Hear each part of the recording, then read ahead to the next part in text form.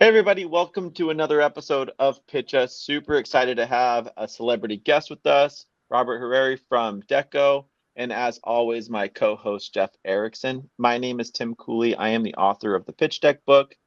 Jeff, please introduce yourself. Thanks, Tim. Jeff Erickson with Forecaster. Forecaster makes financial modeling simple and easy for startup founders. We've got a great discount available through PitchUs, and you can refer to that also in the links on this podcast. So excited to have Robert join us here. Robert, do you want to introduce yourself? Sure, and thank you guys for having me. Seems really exciting. Sure, I'm Robert. I'm the co-founder and partner at Deco. We are the leading pitch deck development company for startups and venture capital funds. We connect founders with an active venture capitalist from their vertical, so their stage, their industry, etc., to create their deck content for them from scratch. And then from there, connect them with expert designers to then bring the entire thing to life, to really make fully customized pitch decks, the kind of pitch decks we want to see across our own desks as VCs, completely from scratch for founders. Awesome. Well, Robert, thank you so much for being here. Cooper, excited to hear about HNA Live, so please share your screen and pitch us. Sounds good.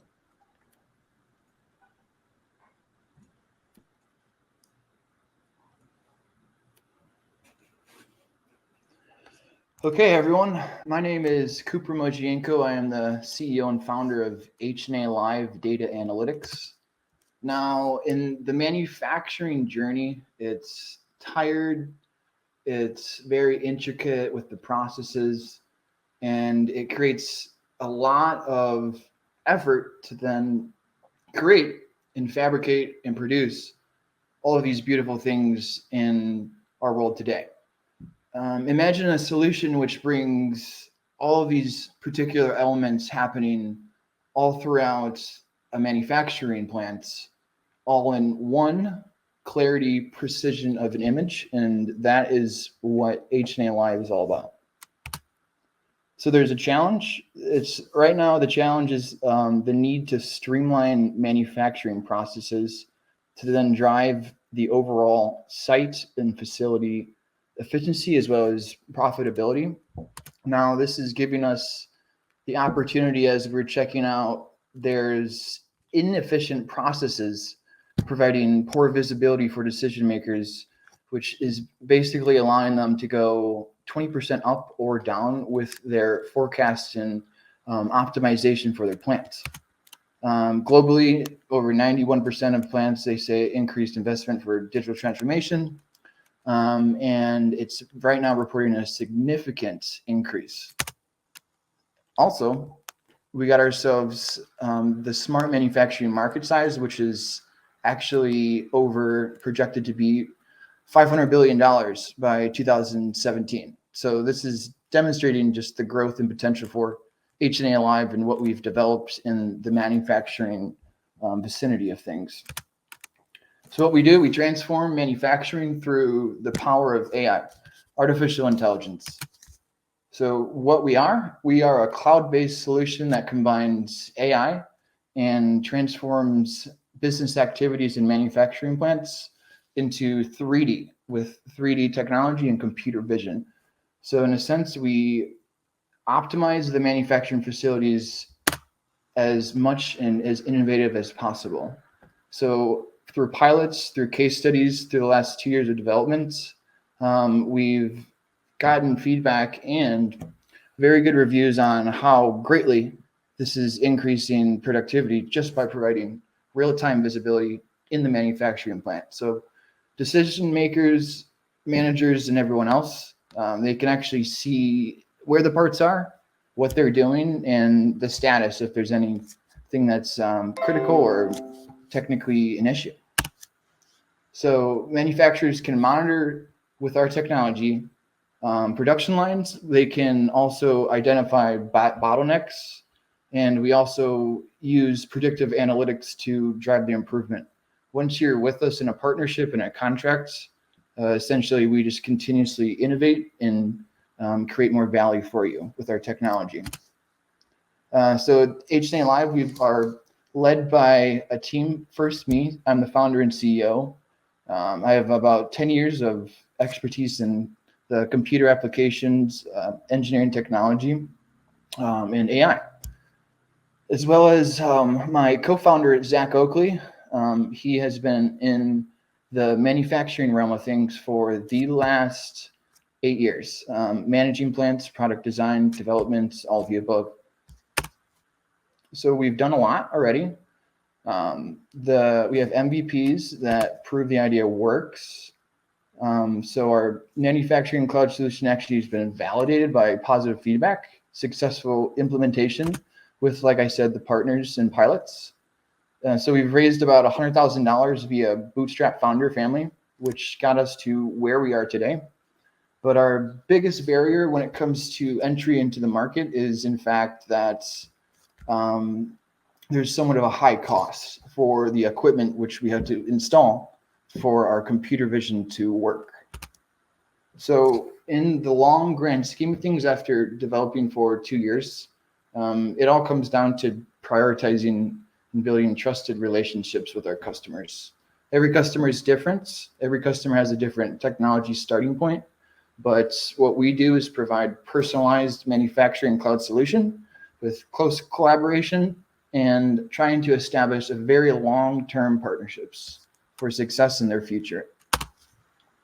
So we're raising 1.4 million to execute a 12-month plan, seeking a lead investor for a safer equity-based round. We have a pre-revenue valuation of about 9 million.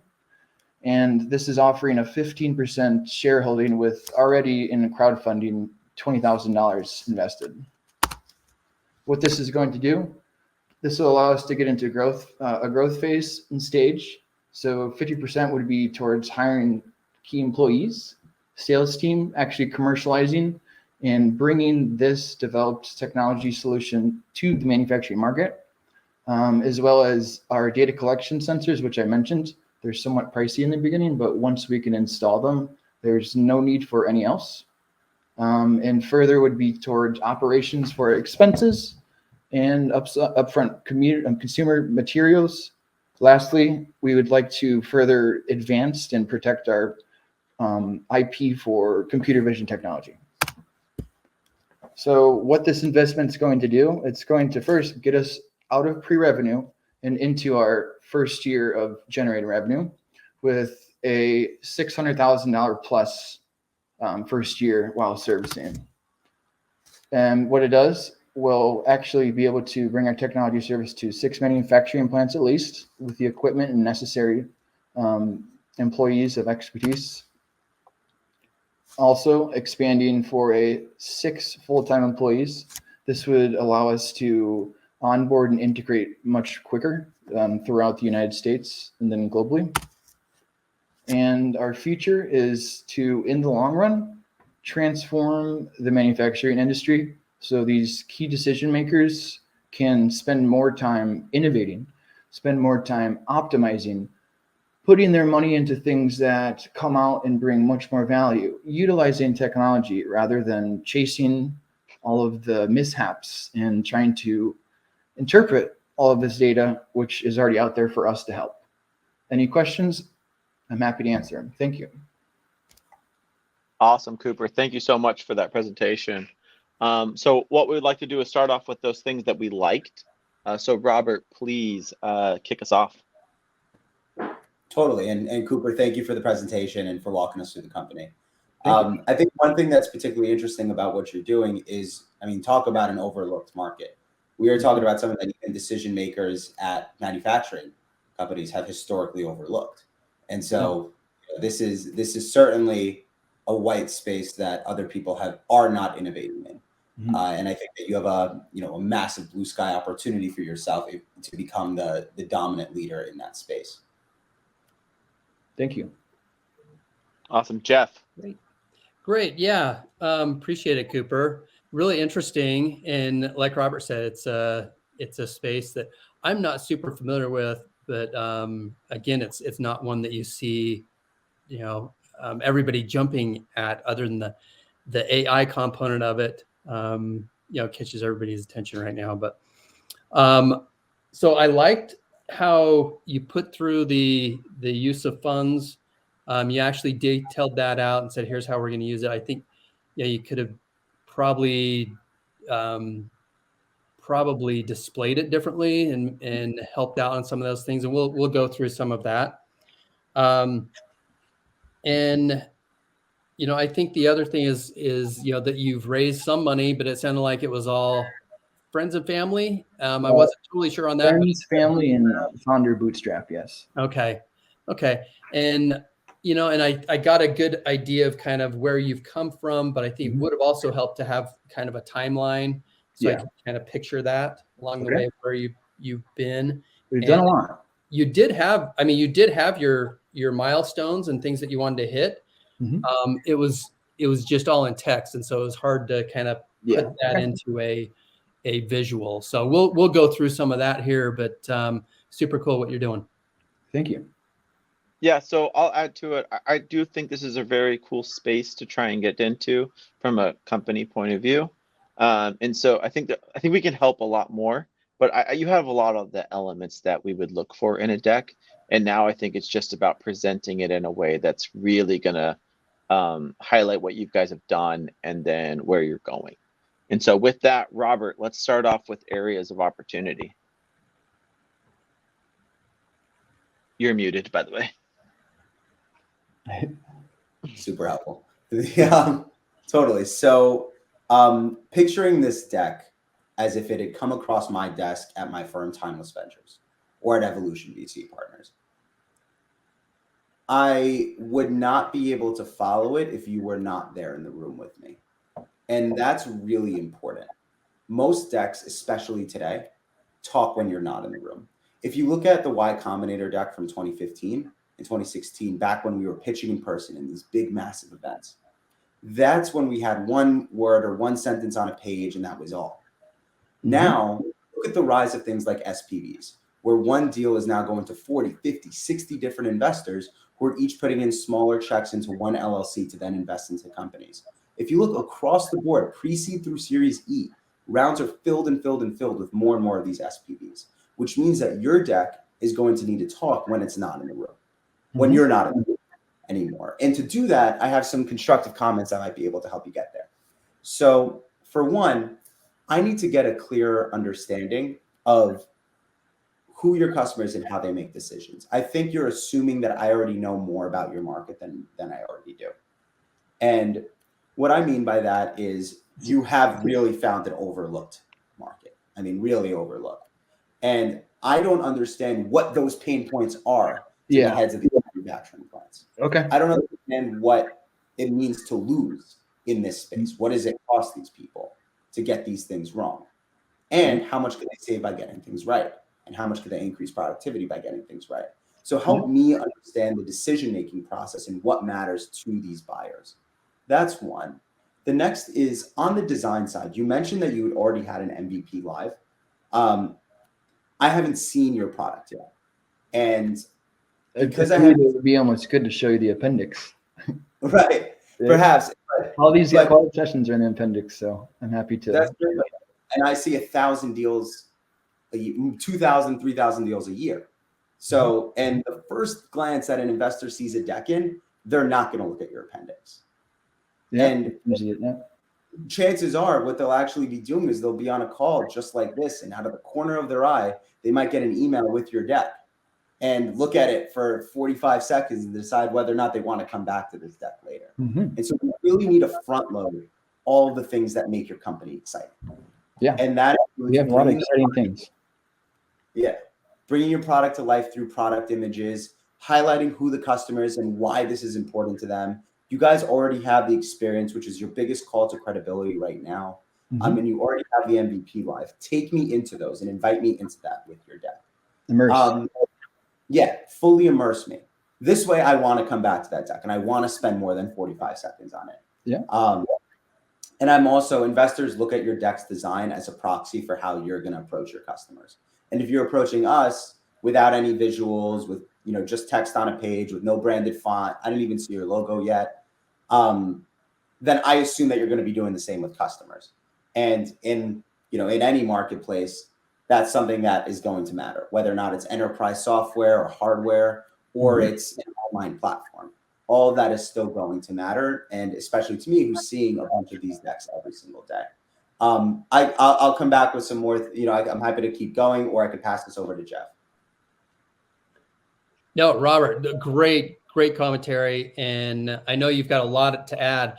My initial thought was, as we went through the deck, was, man, this is a great one to have Robert on here for, because I know you've got the whole design side of things. You help people tell a story and then put the design elements to it.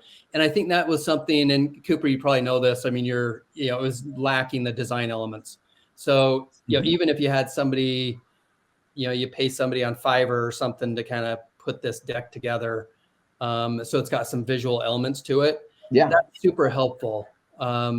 Regardless, because I loved what Robert said, is the way that you're coming across to us as investors is how we're automatically thinking that, okay, this is kind of how they're marketing and selling to others.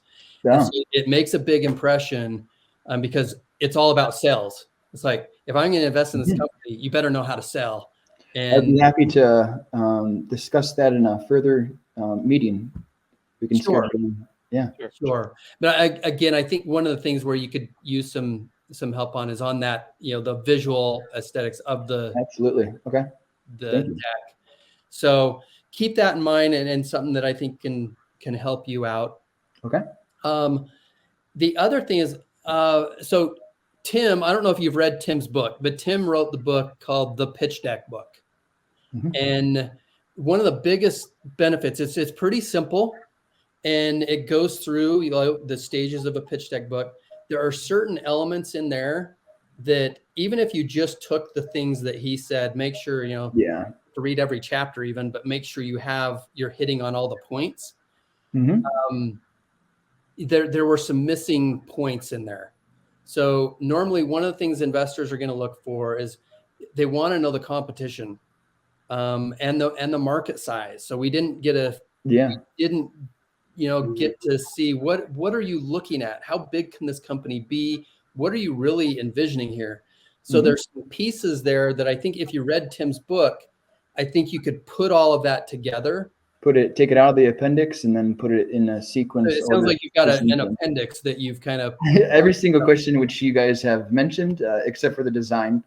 We'd like to start first with the content and information itself, but that's where we're at. But I'd like to say in the back end of things, we've been producing and developing like crazy. So this is all great feedback, and I really appreciate it.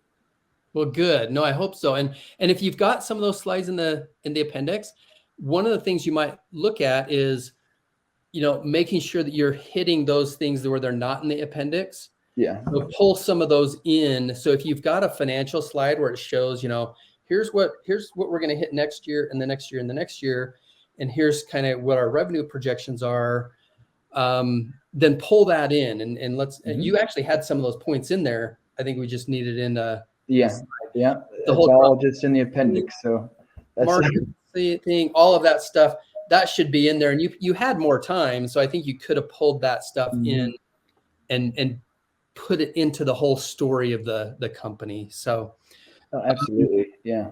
I knew Tim's going to hit on some things. One, I won't steal your thunder, Tim, but I'll let you talk about the ask slide and some of that.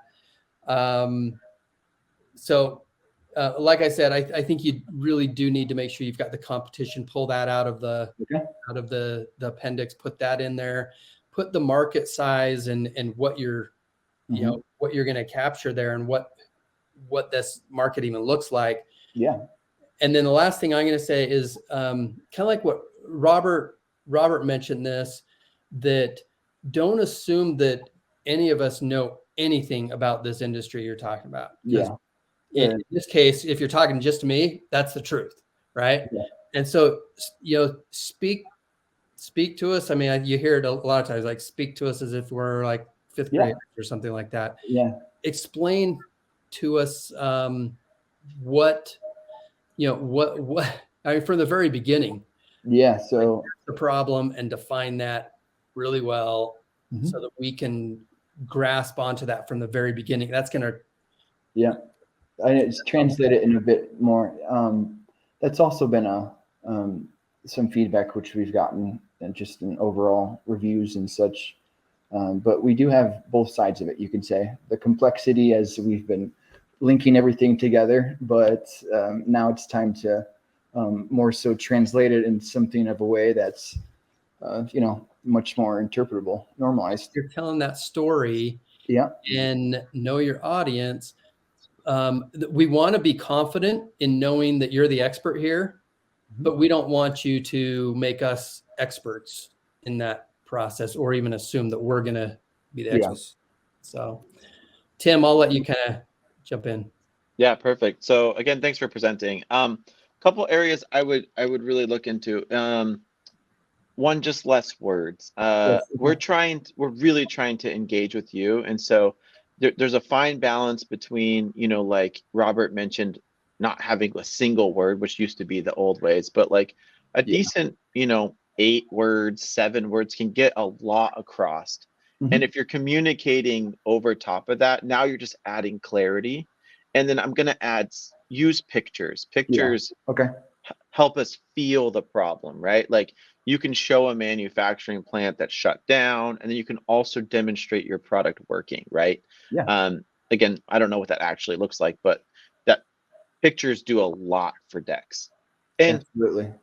And test out different things. There's great organizations out there. We always recommend 1 million cups to go out and test. Okay, so do those kinds of things. We've done accelerators, we've done incubators, a lot of different presenting for investors. A lot of investors are different as well. It's if you know the background already, it's much helpful, I could say. But very true, 100%. But there's also things that every investor that we know at least requires about 12 different pieces of content. Absolutely. I'm not calling them slides because you can break that up, but and that's really what the book gets into. Another thing I want to point out is don't use transitions or animations. You kind of had to bring in, keep those elements. And like, I don't know if you recognize this, but you talk a little bit ahead maybe, or maybe behind when you click. Placements, So just throw it out there, right? Once the deck is fully dialed, just put the whole slide out there. We're not magicians. We're not doing a thing. Just throw it all out there. And as you talk over it, we'll follow along. Gotcha. Yeah. Okay. So key areas here is pricing. Our pricing is about $100,000 per plant, but it depends on the size of the plant, essentially. Right. So let us know that just a full slide on that would be really helpful. Ask is one of my personal things. If I could change this around the world, end with your ask slide, put all those milestones, put all the things, put your contact information in there. And you mentioned how you had all these things in your appendix. And one thing that I will mention, and I've had lots of conversations, you can say the same amount of high level content in a minute, in 3 minutes, and 10 minutes, and use almost all the same slides. So don't hide stuff that's important in the appendix, right? Only hide the things that are in appendix that you know are going to be follow-up questions. Does that make sense? Yeah. So, absolutely. And usually I would say, Robert, I'd love your opinion on this. You might have 1 to 3 appendix slides that you constantly get questions on. Yeah. I was gonna piggyback on that point, but if you go ahead. Sure. So to the point about appendixes, as CEO of the company, you know more about the company than anyone. So inside and out, which by nature you should be, right? You should be too close to the product. You should understand all the nuts and bolts of it. That's what I'm hoping you are as an investor doing. By that nature, I don't know any of these things. And what you have an opportunity to do, especially with your company, is you could turn that risk into a real opportunity here, which is you are a category creator. And if I believe in the same way that you believe in this category, in this thing, I will trust you with my with my money and life to go dominate this market. Mhm. You only have a few seconds to get me pumped about this thing. I am not going to do the homework of going into your appendix if I am not initially hooked. My mother has advice that I tell everyone when it comes to pitch decks, sales in general, which is a confused mind always says no. And right now, I'm still a little confused. And if I'm even just a little bit confused about what this opportunity is and what this market is and why I should care, I'm going to write it off and then go put my attention towards something that I can understand. And so, I guess I can explain it like you said, like a 5-year-old here. I do like explaining it like so. But imagine you're sitting there trying to manage 60 plants at once. You either got to fly there, you got to make some calls, you can check some security cameras, but you typically have to wander or find the problem and go to it. What we do is put these particular computer sensors throughout a manufacturing plant. And what it does is give these decision makers with over 700,000 manufacturing plants operating in the United States access to everything going on, including all the safety, all of the critical issues, and how to optimize it, where to find bottlenecks, and proceed on from there. Great. See, that was great. I mean, and I think you could have done that as your solution. You know, you could kind of present, dumb that down to that is your solution, because we don't need to know all of the how you're going to do it and all this stuff. We ask that in the follow-up, but we want to know what's the big problem, why are all these, and what's the cost and how big is this problem? People are having to fly to 60 places, that's expensive. It's they have to get the data after they know the situation. They don't just have the data. Yeah. And we don't know any of this. So explain that big problem to us. Okay. And then just like you did, now simplify the solution, say, this is how we're solving that problem. Bam. Now you've got our attention. We're like, oh, okay, this is cool. How big is this? We naturally go into these questions. How big is this market? Yeah. How, quite organic. Going to make money doing this, all that type of stuff. And that flows right through your story. Mm-hmm. Yeah. And I immediately understood why this is important to people. If you've got 7,000 manufacturing facilities, you're right. I can't be going around to each and every single one to inspect these things with my own eyes here. Yeah. And I certainly, I could hire a team, but that's going to cost me whatever that's going to cost me. I exactly. Hire a bunch of specialists for that. But with yours, that is all done remotely with some sensors and a SaaS. Decision makers can turn into a team themselves rather than managing the teams that give you all the data. So that to me is like golden, because I'm putting myself in that guy's shoes and saying, okay, I'm saving time on travel. Yep. I'm saving human error because I'm working with sensors that are a lot more efficient. I'm saving remote positions, rather everything. Yes. All of it. And now I understand how to make decisions. Okay. So there's a couple things I want to bring up too, but then we'll get to the final question. Okay. One of the things that you mentioned in the deck, and I'm going to ask you to remove this as you move forward. Okay. You talked about with the money, we're going to figure out how to get into these manufacturers and things like that. I can't remember the words you used, but that's what you're coming to us telling us you already figured it out. So we basically already have about $500,000 in manufacturing plants that we can onboard, but we need to go through this technical pre-seed or bridge investment round for further growth to then be able to actually service all of these manufacturing plants at once. We have the success already. It's sales vendors, international sales vendors, marketplaces for our tools. It's just now the barrier is, in fact, that it's a bit pricey to install. Okay. And you can't do an implementation fee to cover the cost? So we need the capital to then take advantage of that, itself, if that makes sense. That turns into a pilot if we're doing that. Sure. Well, cool. Well, let's get down to the final question, and that is based off of what we heard today. And as Robert mentioned before, a lot of times you'll go and pitch a group of 30 people, and maybe one person in the room knows who you even are or Yeah. anything about you. And It so depends based on the that, size. Yeah. Robert, based off what you heard today, would you move this company on to due diligence? Sure. So based off of what I heard and what I saw today, before we went into comments, before we went into anything, just based on the initial 10 minutes, I would not. After, as I got to know your company, I did find myself more intrigued. I do think what you're doing is really exciting. But if we're talking purely on the first impression that was made, not at this stage.